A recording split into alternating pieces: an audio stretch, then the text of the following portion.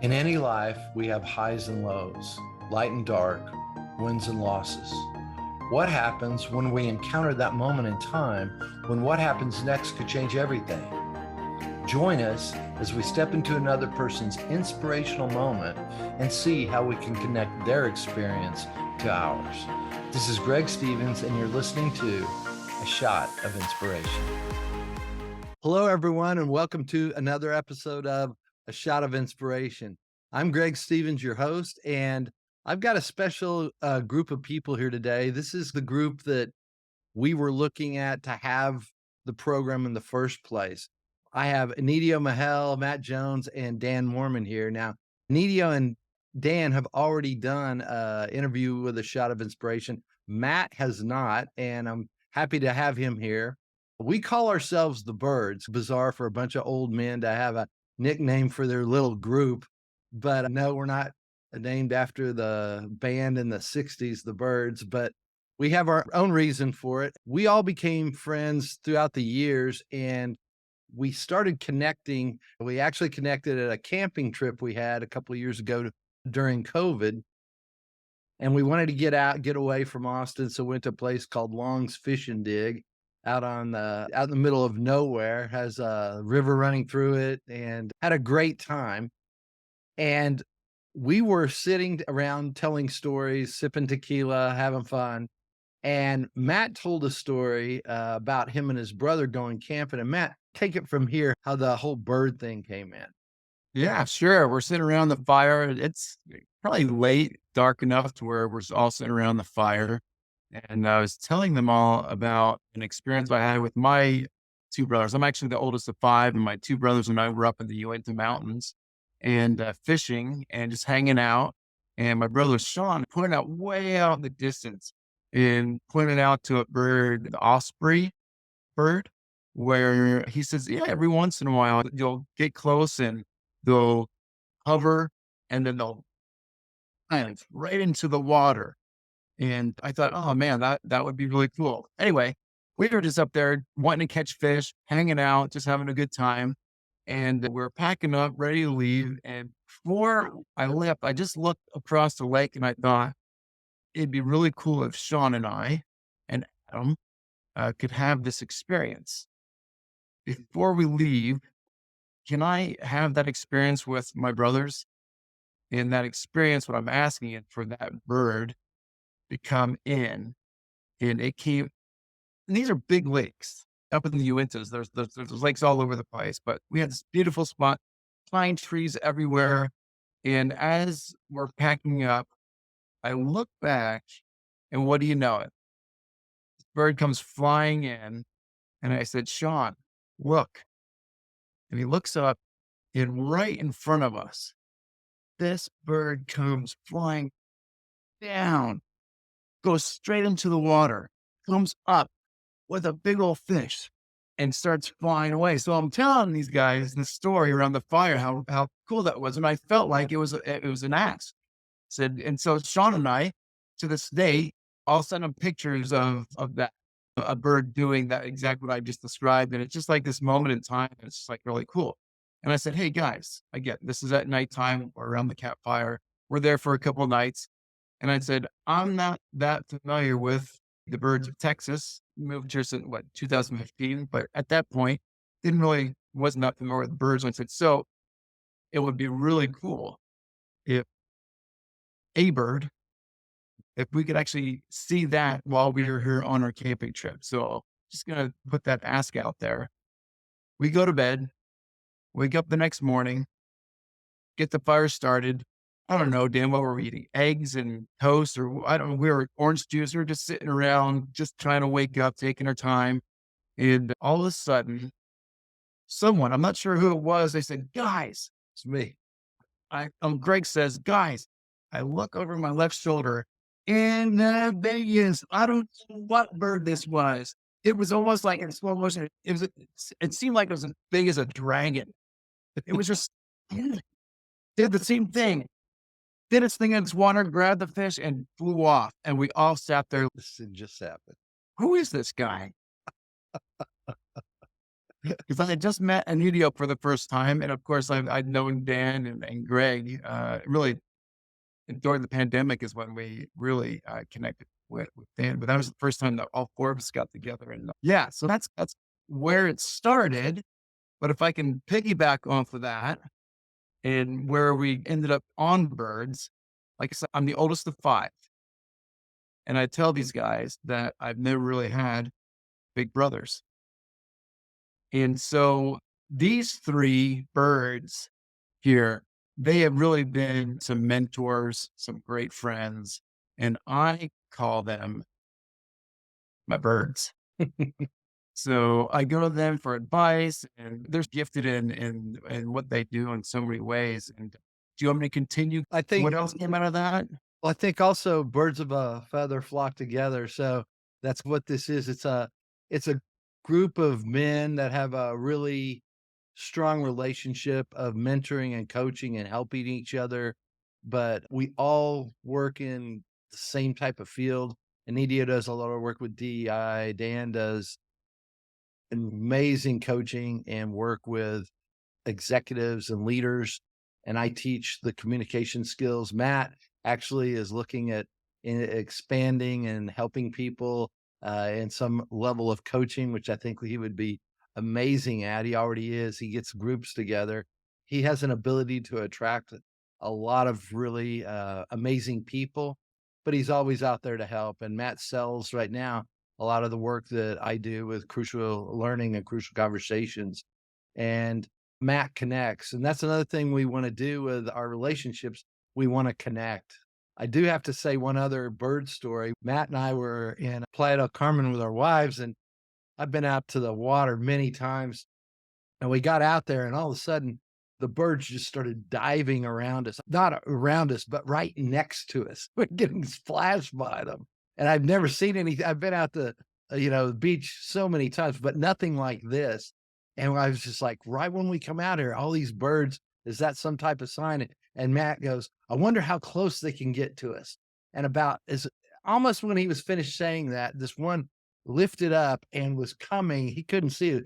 Matt was looking at me, was coming right at him, and I couldn't say anything. And this bird went right by almost after he said that, about 10 seconds after, and just clipped his ear with its wing. He didn't know it was there. And I was like, that's a sign we've got to definitely keep the bird name. So I was on the fence about it, but it took after I saw that. Yeah, what Greg did mention is we're out there in this beautiful crystal blue water and we're listening to some good music, good vibes. And it was again an ask. I wonder how close can we get these birds? We found out it clipped the old ear. So I don't know if we get any closer than that. Yeah. Yeah. And So, so, and Nidio, Dan, y'all haven't spoken much. I want to jump in and include you in the conversation. Also, Nidio asked me earlier, well, what do we want the listener to get out of this? I want them to get how great a relationship can be, an inspiration of people who really open themselves up. It's not normal for a bunch of men to open their hearts and sharpen each other through sharing difficulties and successes, especially as you get older. And as we've gotten older, it's interesting. I find that this group of men that I'm with, I just revere is where I want to spend my time when I have time to spend with friends. It's a really good group because it sharpens me. It makes me better for what I do in the world, makes me just a better person. So, guys, thank you so much. I'm glad to have you here, and I hope the listeners get a lot out of just us riffing and talking about insights about the world and our lives. Thank you. I feel the same. I think what the birds represent to me is the magical and the mystical of the serendipitousness of us getting together, of wanting to make, like the universe wanting to make something happen. That's what all those bird stories have in common. That's what a lot of gatherings have in common. Just feel very supported by the universe. Yeah. I'm very grateful. It's also, I am too. I want to say this, it's also taking what's in front of us and using it to make something awesome. I was talking to Enidio earlier. I got to tell this story. It's the 17th of July, 2023 this right now. And Enidio was stuck in the Newark airport for 24 hours. There've been so many cancellations and people stranded. And Enidio has a real gift. He's a piano player as well as all the things he does. And he used to play the piano at the Driscoll Hotel in Austin, Texas on the weekends. And he was in the Newark airport, and it's just people being down. Having to stay in an airport for 24 hours is just will test anyone. So, Enidio, take it from here. What tell us what happened, because it's a great story. Before I take it from here, I also want to show appreciation and express it for not only the platform that you're giving us, Greg, which the Shot of Inspiration has transformed and become just a place to go to and be nourished. So I thank you for that. And Matt, every time that you speak about the bird story, you have such enthusiasm, such energy. And I remember when you were sharing it at Dan's house, where you literally were just like tearing up because it was such an emotional experience. And so you have also given us the platform to connect to something that, like your point, Dan, that's bigger, I think, than us. I never thought when we were talking about the birds that we would be having a podcast. Also, Matt's sharing of his story. And it was a big one, Matt. I remember it touched your heart.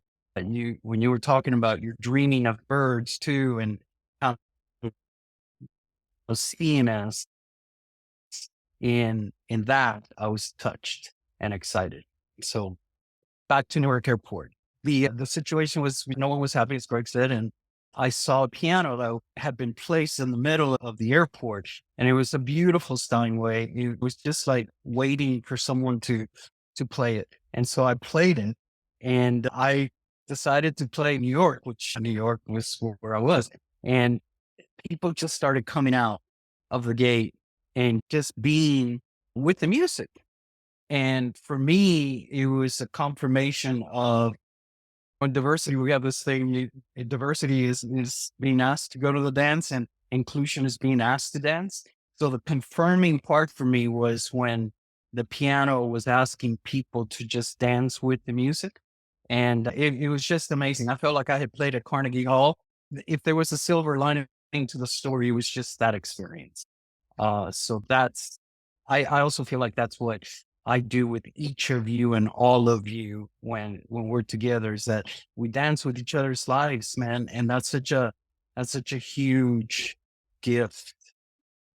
I think it's awesome because when I was in college, if I had a really bad day, I'd just go home and I'd crank New York and just sing it and just get all that stuff out of me. And then you said that it would be a great song if you've been sitting there getting emotionally beat up all day, seeing your flight canceled, wanting to get home, dealing with the rain in one part and the heat in the other part of the country, just hearing something to build you up. I love that you did that.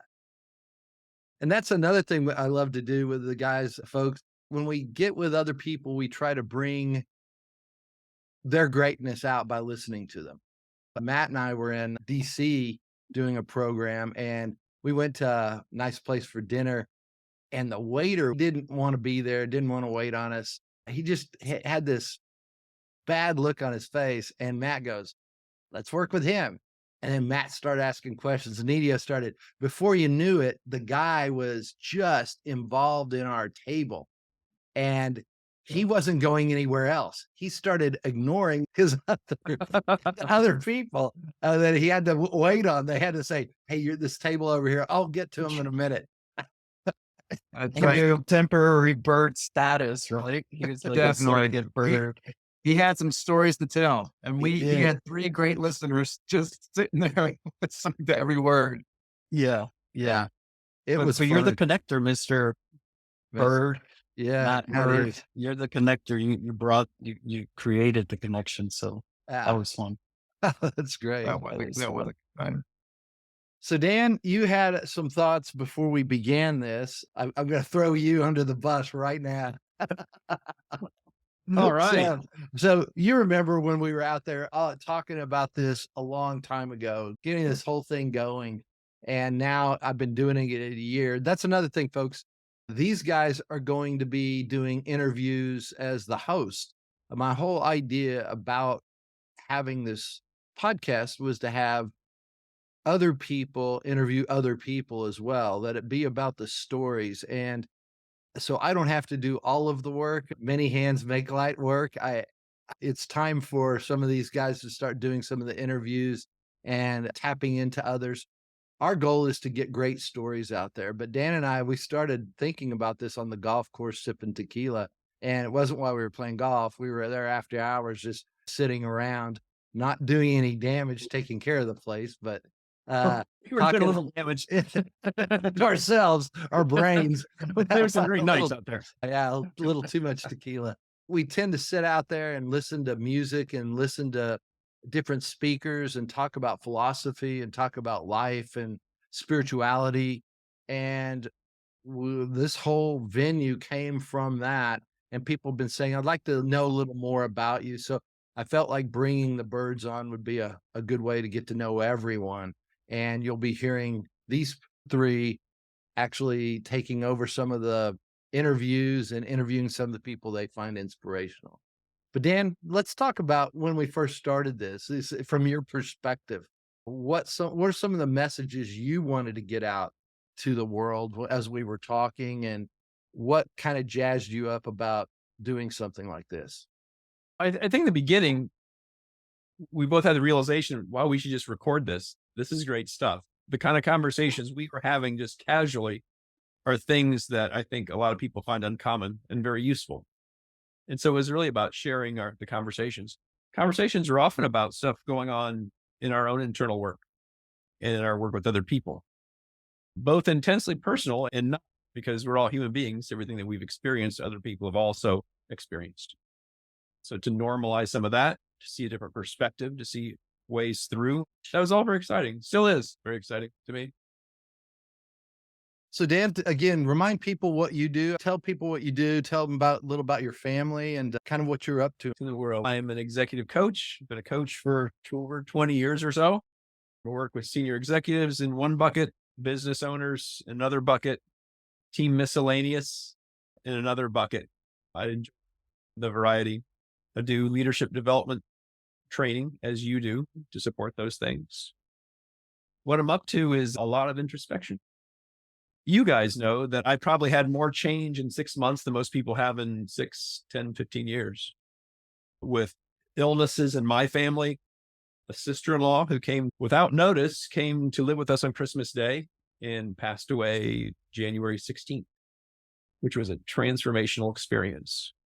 Seeing her go from a very dark place, transformed by a caretaker, very large African American woman who came in with very untrusting, was tense at first.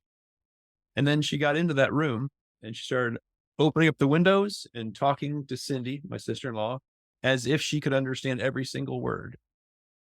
And by that point, some of the words she understood, some of the times. Cindy was doing battle with her demons. She was working out racism, Nazis, TQ issues, and it was dark. It was like she was doing battle. And this woman just started talking to her about Jesus and just kept talking and talking. She said, "Do you mind if I put on my music?" We said, "Sure." She put on Jesus music. And she did that for a couple hours. And I came in and I started doing the same thing. And to make a very long story short, Cindy was never religious, but she had an epiphany. It was a beautiful thing. She would come to and say, I would say, "Open your heart. Jesus would love to have you. I don't know how. You don't have to know how. Just open your heart." And she did. And she had this beautiful awakening where she would just be with the music. And it was just, she would do this for a couple of hours after being in pure hell. And I can't tell you the number of times those kind of experiences happened over the course of months. In my life, my wife's life, her life. It's a lot to hold. And so I talk to you guys a lot. There are a lot of great realizations. The world is infinitely large, filled with infinite love, healing, and all the good stuff. And if I'm not experiencing it, but I've put up a block. Oh, wasn't that interesting? All of a sudden now it's about me again. Let that stuff go. And in rushes the good stuff. That wouldn't have happened without you guys, without that connection. I guess trying to paint a picture of how the relationships work, how powerful they can be. Well, also, folks, I want to say Dan was battling with cancer during that time, and so was his wife. So there was a lot going on for Dan at that moment. And here he is with his sister-in-law giving her love. That's who Dan is. And that's another reason it's not hard to be a part of this group when you have people like that. So I love that you did that, Dan. It's really great. Thank you. Yeah. And can I add that you did it with grace and ease? You were, the times that I spoke with you during those situations, man, you soothed me. You were soothing me instead of the other way around. And it was just strictly your presence. And I just want to say that the way you showed up during that amount of stress taught not only me, but it also made me recognize how wonderful you were holding that situation. So to your credit. Yeah. Yeah. That's another thing I'm going to, go ahead, Dan. You were going to say something. Just in that time period, it was like living in a chapel. Like it was in the field. It was you guys. It was her. It was all the other folks. So it's personal, yet it's not. It's through you. Mm-hmm. Yeah. One of the things that this group of men does is they practice what we teach. And we need each other to sharpen each other, to run past ideas and struggles, because if you're going to be the leader we choose to be, living by example is not easy many times. And we have to challenge ourselves, and we're continually learning. I had already engaged with the book by Michael Singer, Untethered Soul. But Enidio started listening and working with a lot of Michael Singer's work and engaging with it and talking about it. It's got us to listen to the Surrender Experiment, and then now Living Untethered as well. And it's just built me up. And then Matt brought a book to me called The God-Shaped Brain that has just really helped me out of that deep,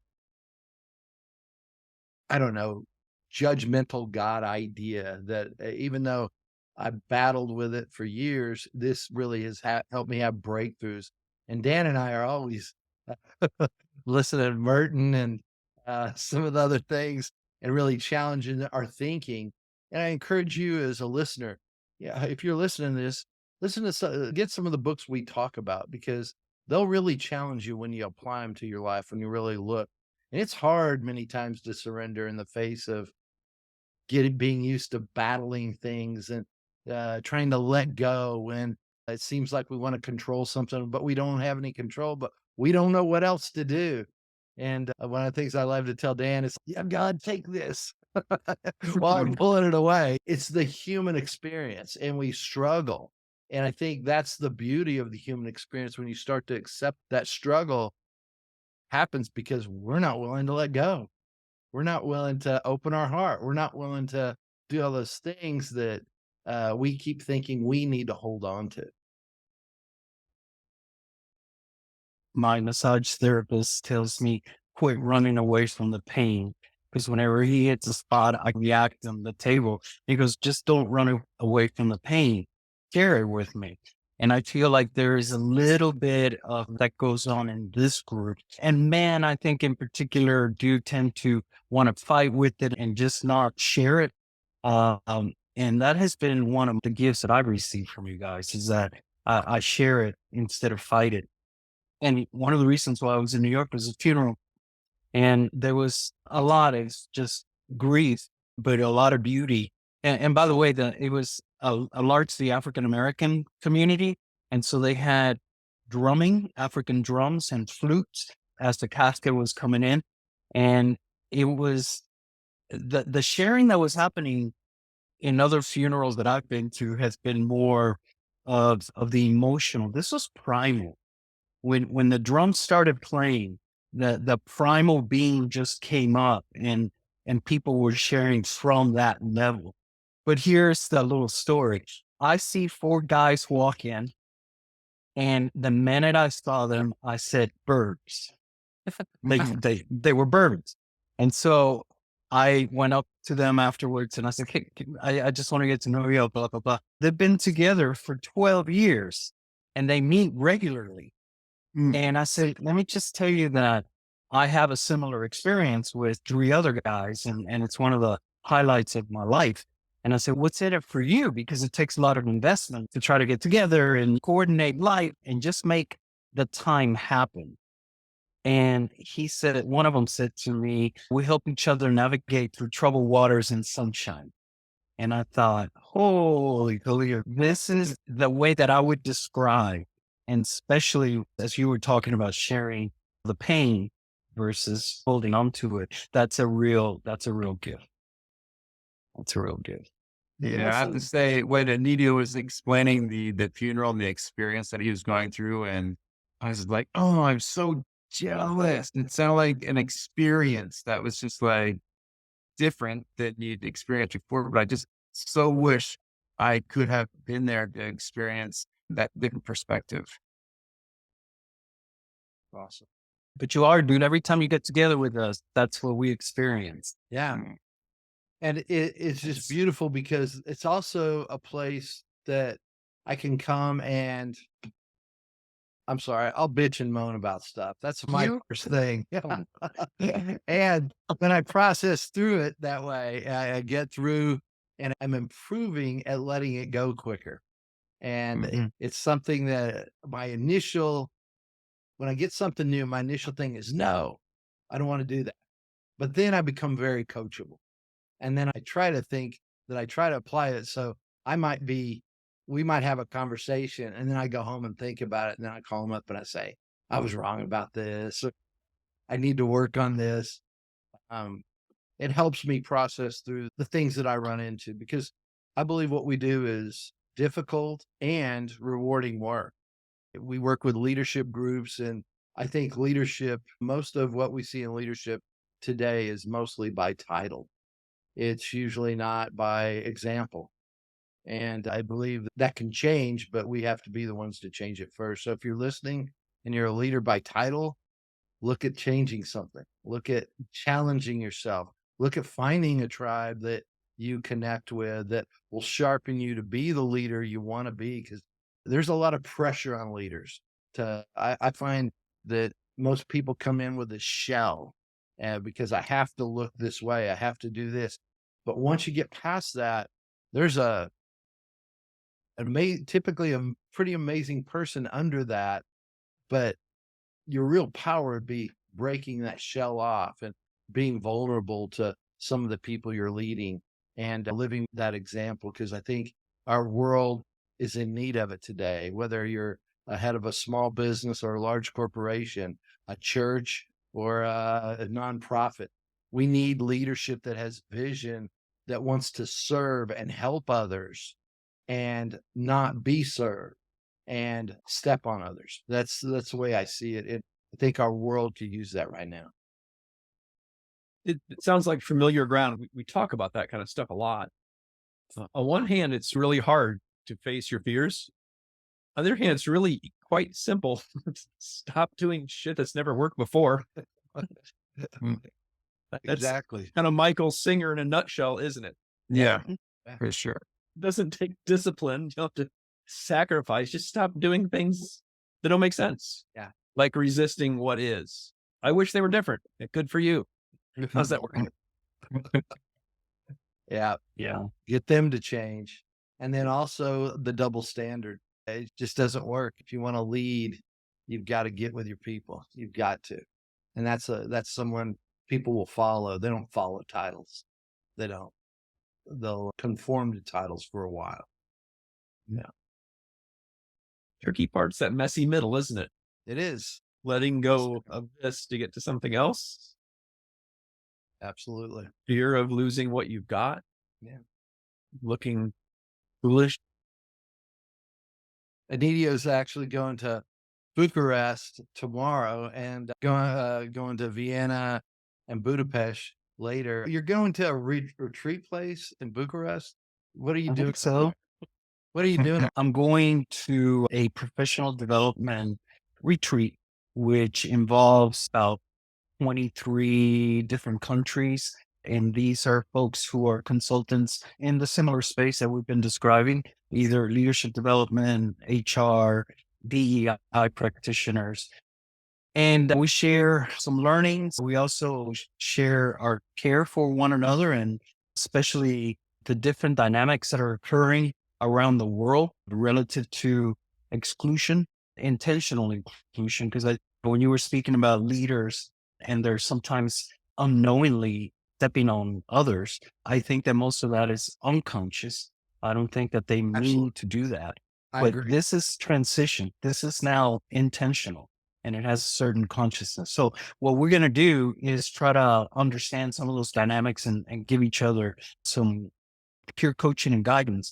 I'm going to be presenting a model that Matt and I worked on, as a matter of fact, and it's more about how to get out of awkwardness so that you can become more of a visible ally.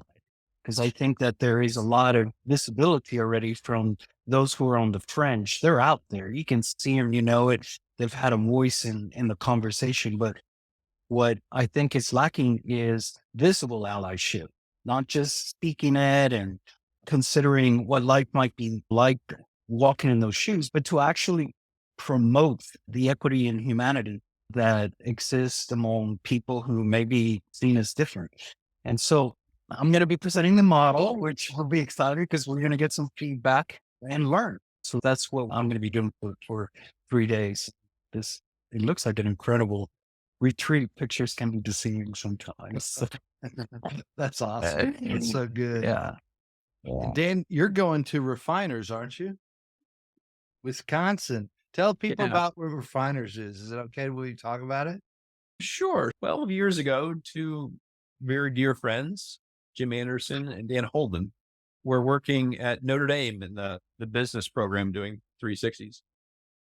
On a break, they realized that they had both had the same vision, a dream of getting a group of people together 4 times a year on the seasons for 20 years.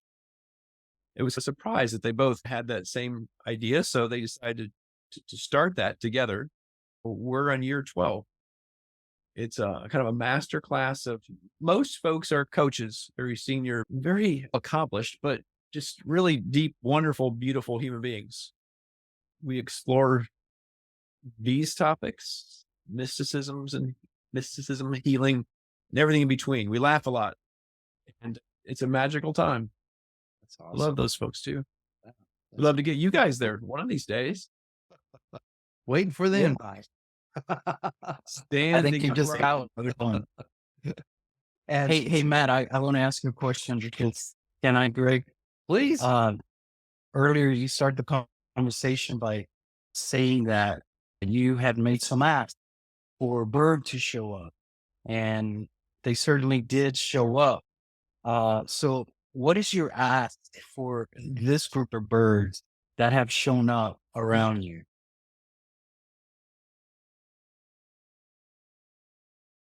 Things that I've asked of you all. Or just, yeah, the experience of having this group. What if you had an ask, what would it be, or has it shown up? Or Yeah. So if we could rewind the tape a little bit about when we first met, actually out of the pandemic, some of the things that have shown up for me is Greg's always talking about going over to this guy Dan's house. I'm going to Dan's, going to Dan's, going to Dan's. And it's like, oh man, how am I going to get an invite to Dan's? And so just natural, Greg gives me an invite. So during that time, yeah, we'd meet on, again, during the pandemic, we'd be in his backyard and did a really good job with spacing and had our conversations and all that. It was a place of being able to just go and talk.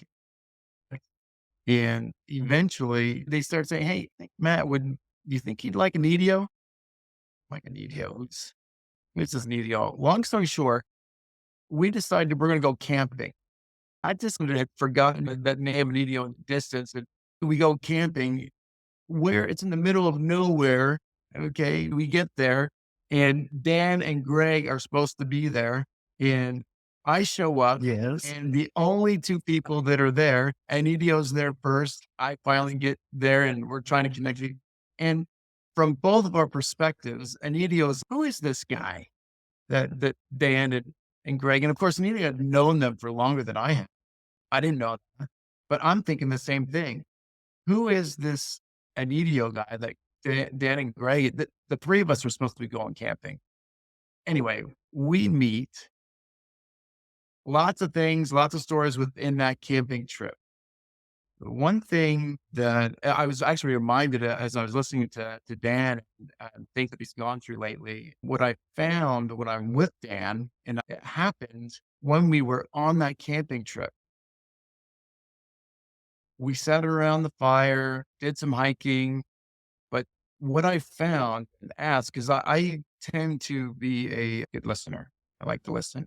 I'm good at, and I wouldn't necessarily say that I'm a big talker, although people argue that on that trip we had definitely a remote control, that someone found a remote where it's like, Matt, will you just pause that story?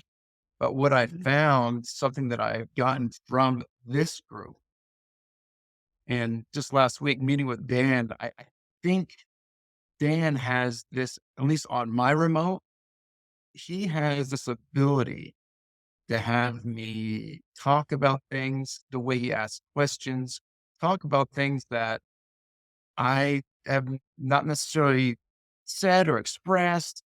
At the end of that camping trip, I've done more talking than any other experience that I could recall. And I did say at the end, as we're packing up, I paused and said, hey guys, before we leave, I need to let you know something. I feel heard more than any time that I can remember. I feel so heard in being able to like talk about just getting things that are like, let's say stuck, say it. I think things, sit next to somebody and get them to just say whatever they need to say, get out. I had 2.5, 3 days full of that. So one of the things that I found is those things that we tend to hold on to, you all provided this platform. It's natural for you all. So that's one of the things that I found that you delivered. Didn't necessarily know I needed. Is one of those things that ask that show up right on time.